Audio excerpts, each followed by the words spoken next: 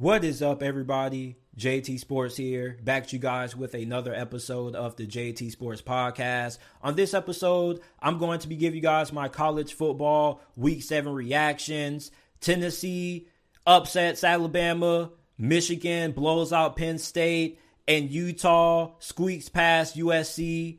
If this is your first time listening to the JT Sports Podcast, welcome. I appreciate you for tuning in. Make sure that you follow me on all of my social media platforms. You can follow me on Twitter at JT__, and on Instagram at JT__. If you're listening to this episode on YouTube, make sure that you go ahead, leave a like, subscribe to the channel. Make sure that you check out the JT Sports Podcast, available on all podcasting platforms: Apple, Google, Spotify, Amazon, wherever you get your podcast from. The JT Sports Podcast is available. Make sure that you go ahead, check it out, and leave a 5-star review.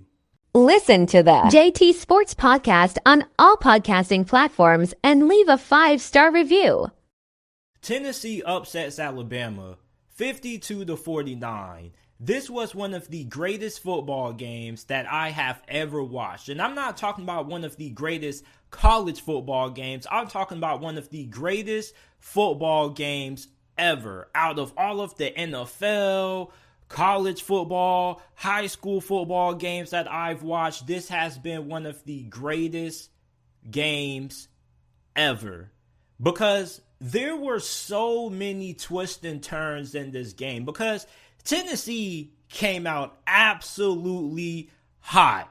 I mean, they were guns blazing. They were up 28-10 early in the second quarter. And if you're an Alabama fan and you're listening to this right now, I want you to comment what your reaction was. Were you a little bit surprised?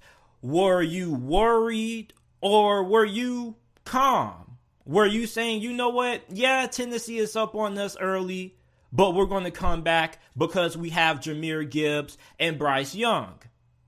Well, if you were one of the calm Alabama fans, you deserve a huge round of applause, because I didn't see too many of you guys on Twitter. There were a lot of Alabama fans who were freaking out about the defense.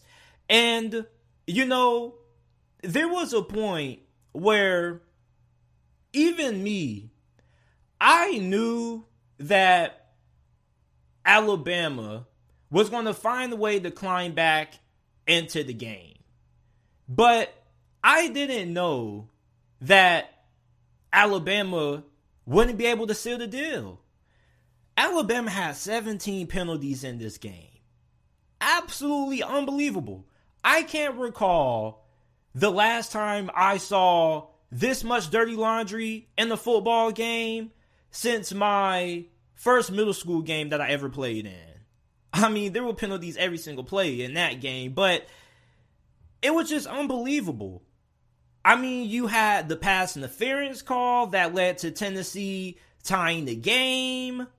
I mean, there were just so many penalties on Alabama's behalf that make you just scratch your head and say, wow, like, are we really watching a Nick Saban coached team right now? When is the last time you can recall Alabama having this many penalties in the game? Oh, I can. Remember when they nearly lost to Texas early this season? They also had a lot of penalties in that game. However, they were able to escape because that was Texas. However, they couldn't escape this time. You were not going to be able to have 17 penalties and still be able to beat Tennessee if you were Alabama. That just wasn't going to happen, because you see, Tennessee had Hendon Hooker at quarterback. And the reason why Texas lost and why Tennessee was able to beat Alabama is because when Texas needed big plays from their quarterback down the stretch, they couldn't get it. Quinn Ewers left the game. Hudson Card had to come in. And although he didn't play bad, he didn't play good enough to beat Alabama. You see, when you think about all of the teams over the last couple of years who have upset Alabama, they all have had historical performances from their quarterbacks. And even then, remember when Texas A&M upset Alabama with Zach Calzada? Even though Zach Calzada didn't have the kind of performance that Hendon Hooker had in this game, or Johnny Manziel did years ago in this matchup, he performed outstanding considering the expectations that people had for him going into that matchup.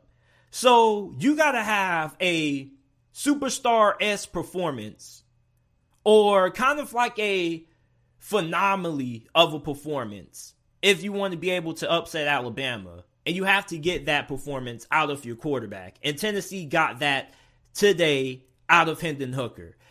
Hendon Hooker made a strong claim for the Heisman Trophy after this game.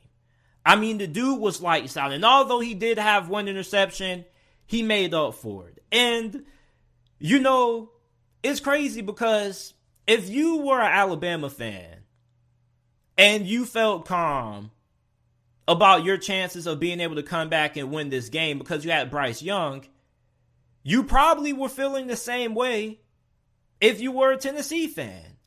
Because no matter what happened, Hendon Hooker always had an answer. He always had a counter. He always had a mean right hook. And even when Alabama got hot and they had scored 18 straight points and Tennessee was yet to respond during that span, you still could see that Hendon Hooker and Tennessee was still really composed. And then eventually, Hendon Hooker and company, they ended up getting back going again. Jalen Hyatt, I mean, the dude was sensational tonight. 6 receptions for 207 receiving yards, 5 touchdowns. I can't remember the last time I saw Alabama secondary get torched single-handedly by one wide receiver. This was crazy. I mean, Tennessee's offense was absolutely dominant.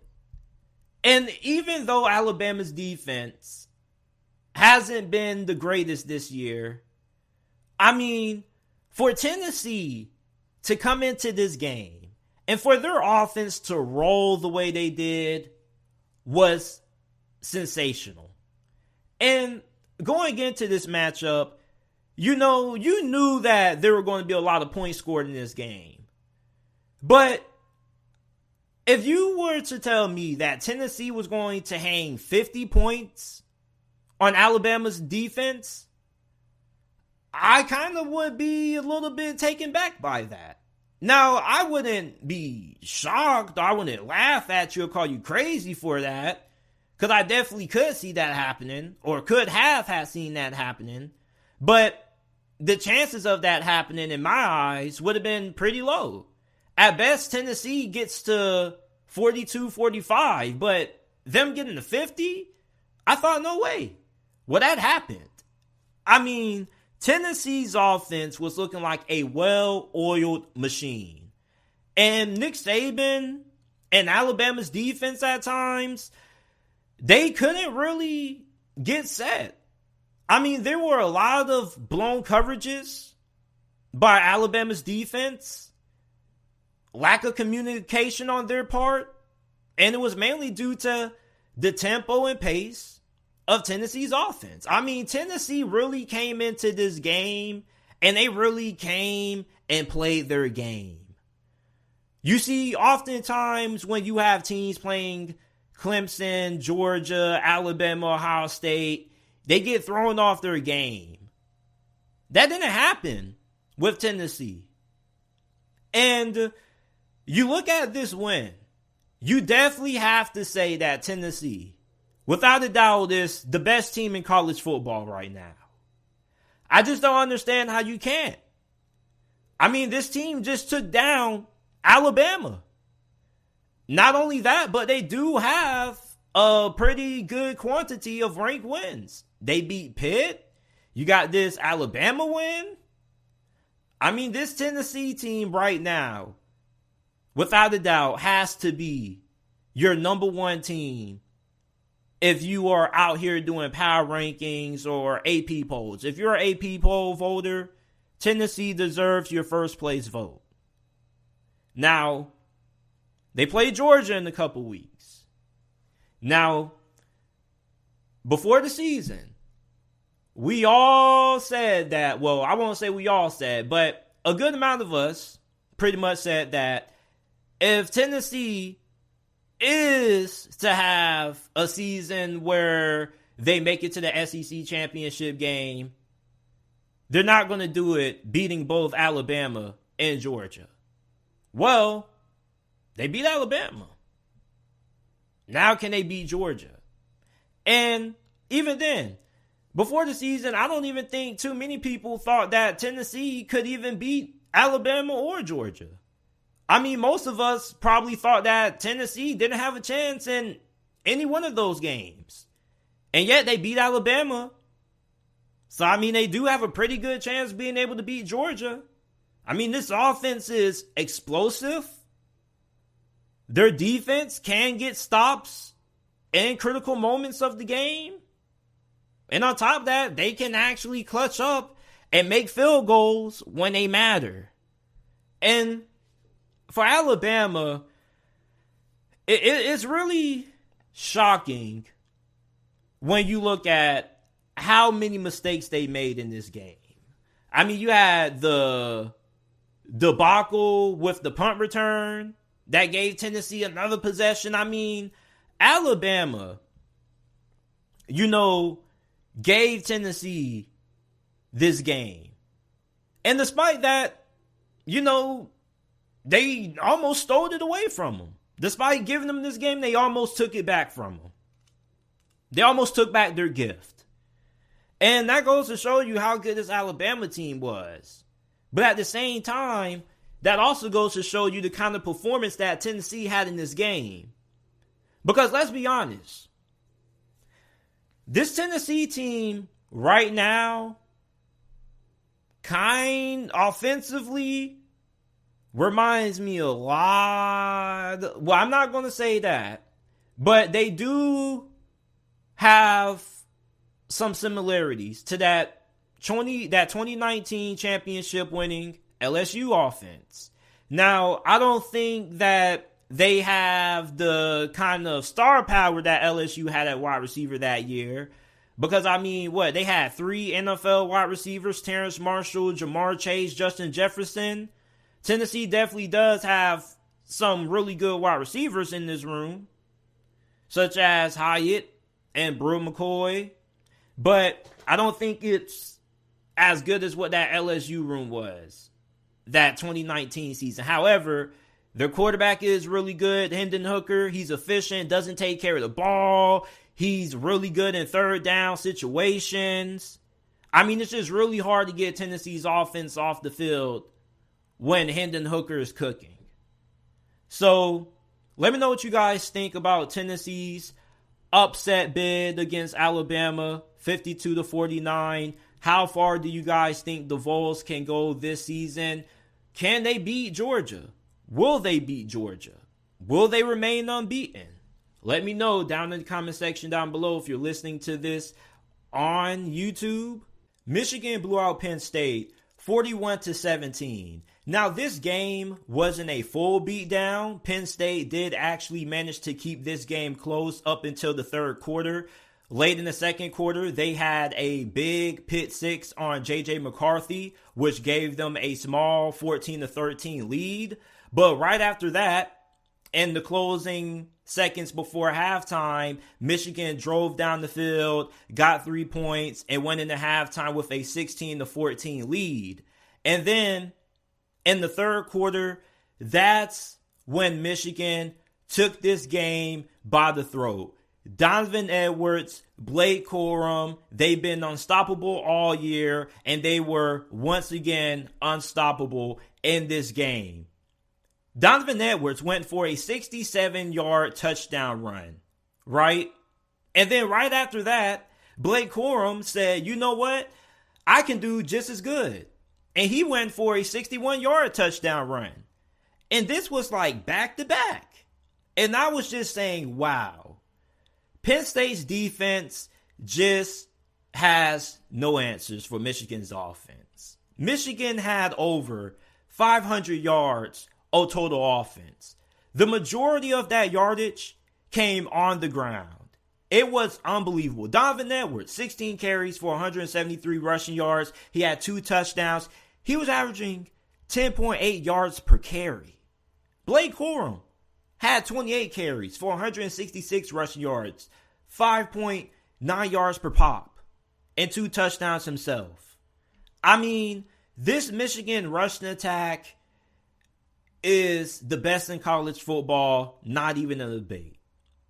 And when you look at their ball control offense, if you get down against Michigan, you're going to be in a lot of trouble. Because the way they can take time off the clock is just really easy to them. There was one drive that they had in the fourth quarter that was nearly 10 minutes. Penn State only had the ball for 18 minutes and 4 seconds in this matchup. Michigan held the ball for 41 minutes and 56 seconds. And then when you look at Penn State's offense going into this game, I went with Michigan because I didn't think that Penn State had enough firepower on offense to push Michigan defensively. When you go back to the Maryland game a couple of weeks into the season, Maryland actually gave Michigan a really tough game. You want to know why? Because Maryland had a good offensive line. They had several NFL caliber wide receivers. They had Talia Tagovailoa, one of, if not the top 3 best quarterbacks in the Big Ten right now. And Penn State had Sean Clifford. And Sean Clifford isn't a bad quarterback. As a matter of fact, he's a solid quarterback. But when you're trying to beat Michigan, Ohio State with what they are now, sometimes you're going to have to be put in situations where you need your quarterback to keep pace and make big throws. And you see, Sean Clifford wasn't bad in this game. But there were some tough throws that Penn State needed him to make that he couldn't make. And it's not a knock on him that he couldn't make those throws. They were tough throws. But they were throws that if you had a Quinn Ewers or Bryce Young level quarterback at the helm, those throws would have been made. And those throws, if they would have been made, they could have changed or altered the outcome of this game. Penn State's offense didn't do anything on the ground. Nich Singleton was a big talking point heading into this matchup. What was he going to do? He's been pretty good so far for Penn State into his young career. Well, he only had 6 carries for 19 rushing yards. So the run game was neutralized. And when Penn State had to throw the football, they couldn't really find much success there. And I mean, your defense was on the field for 41 minutes, pretty much 42 minutes. And when your defense is on the field for that long, of course, they're going to get tired. They're going to get worn down. And it doesn't matter how much depth and how much talent you have on the bench. I mean, eventually everybody's going to end up getting drained. And this rushing attack for Penn State, I mean, it was non-existent. And on the other end for Michigan, I mean, the only thing they wanted to do was run the football. They love it. They love imposing their will against you. They love demoralizing you. You know, Michigan is one of those teams that they literally will run the football all game, every single play, if you let them.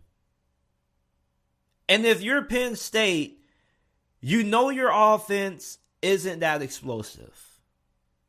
You know, I was a little bit disappointed with the play calling on Penn State's behalf.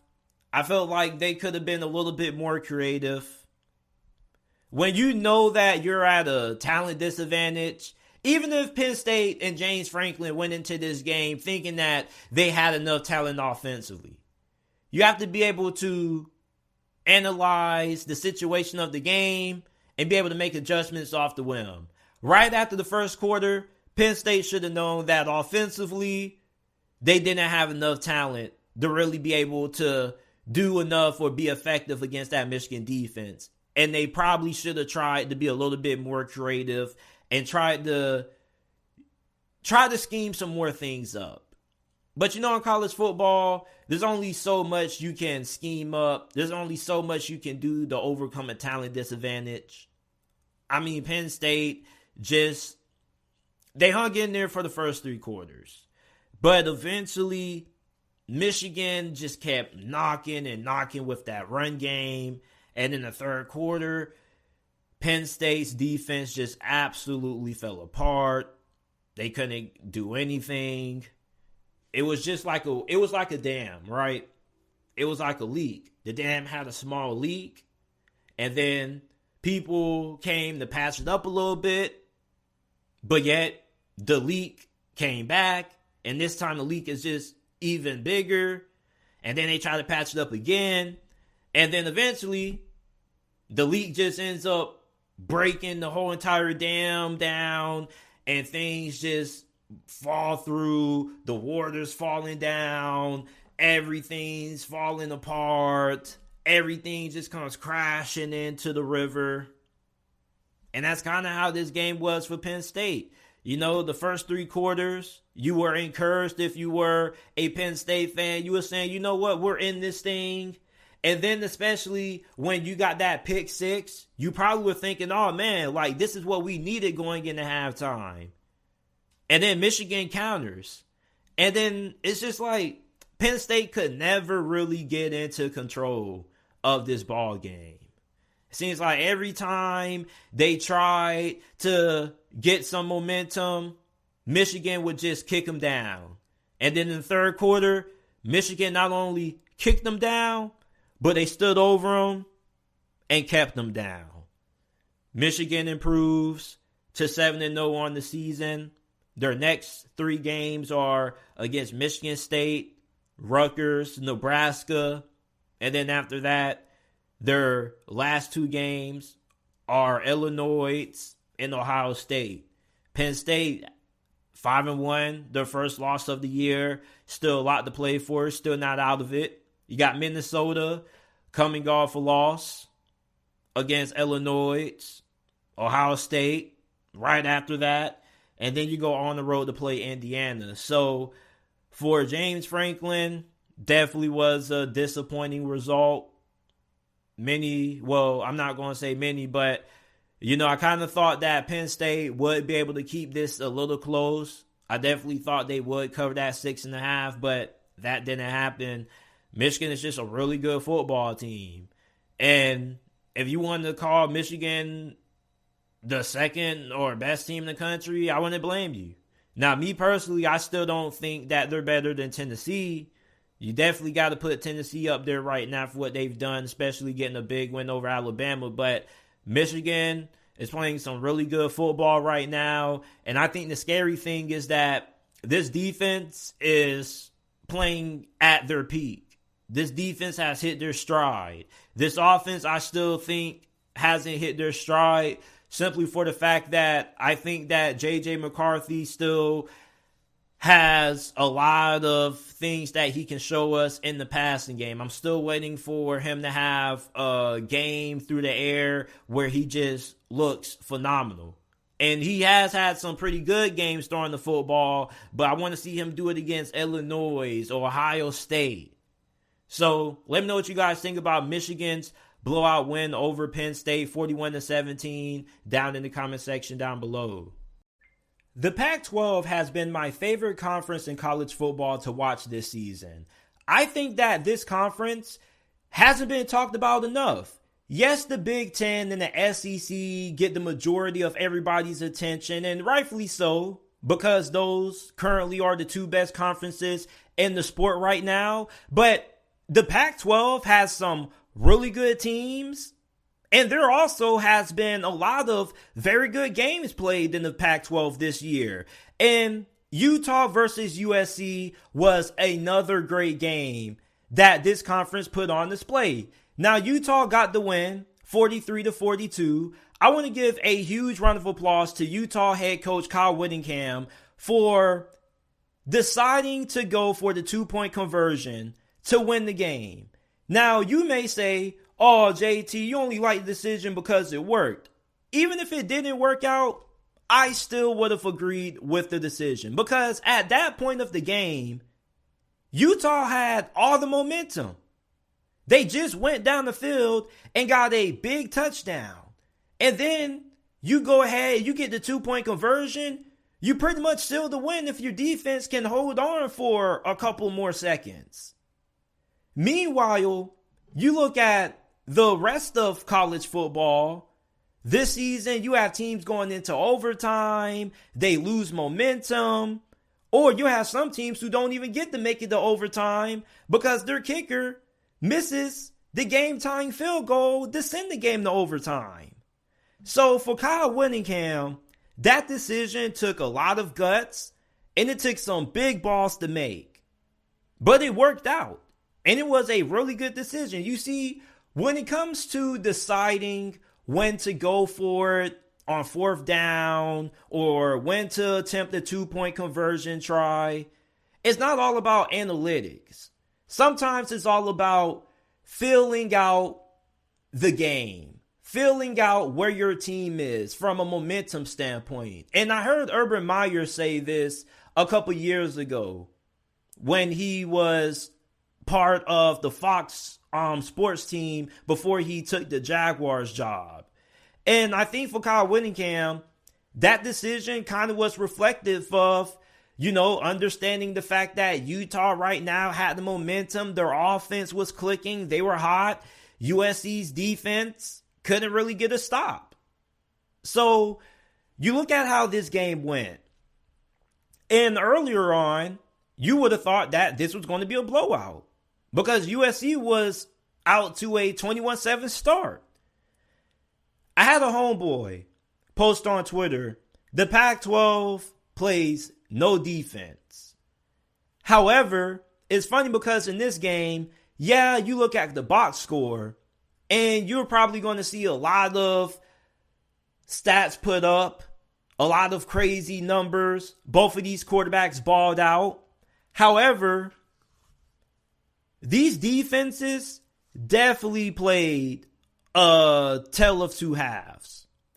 USC's defense played well in the first quarter, but Utah's defense, on the other hand, they had a stretch in this game where they were able to slow down USC's offense enough that it allowed Utah's offense to start getting hot. And once Utah's offense got going, it didn't really matter if Utah's defense got another stop because Utah was going to be able to keep up with USC's offense. Plus, the Utes got the ball to begin the second half. So they were able to tie the game 28-28.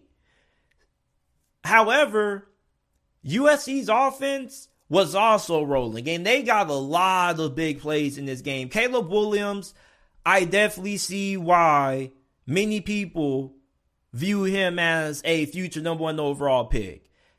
And I'm not even going to lie to you. I kind of thought that Caleb Williams was just a tad bit overrated prior to watching this game. I didn't think that he had a very good arm.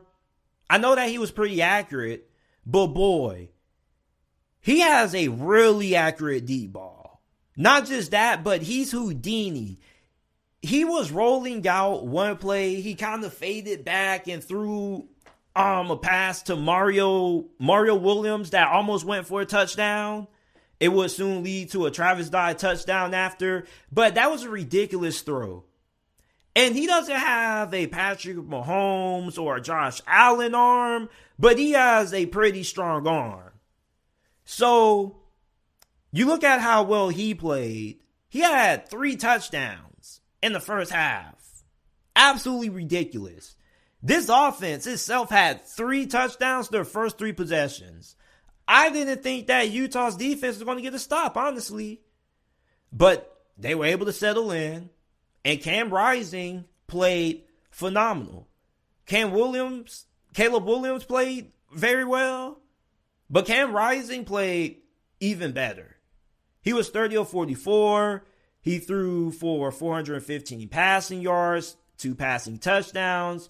But he also had 3 rushing touchdowns also. And that's what impressed me the most. And it's funny because when you look at Cam Rising, he doesn't really strike you as the quarterback who you think would be tough as nails, running through you. But that was him.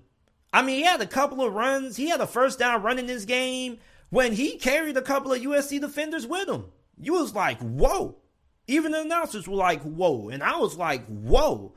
He's kind of like a great value brand version of Kyler Murray in a sense. It's a little small, but he's really quick, agile, and he really picks up yards. And he's really good. He was the star of this game. Him and Don Kincaid probably could share player of the game honors. I mean, Dalton Kincaid was a one-man wrecking crew. 16 receptions, 234 receiving yards. Think about that. 234 receiving yards for a tight end. Not a receiver, a tight end. In today's age of college football, how many offenses are really featuring their tight ends? Not too many. And not just that, but he went for over 200. Before halftime, when Utah scored that last touchdown going in to make it 28-21, Don Kincaid literally got the ball on every single play that drive. Literally. USC had no answers for him. No answers. And I think when you look at overall how the receivers played for USC, I mean, Mario Williams, Jordan Addison, they were phenomenal. But Dalton Kincaid's performance was even more phenomenal. I mean, for him to have the kind of game that he had for a tight end in today's age of college football is ridiculous.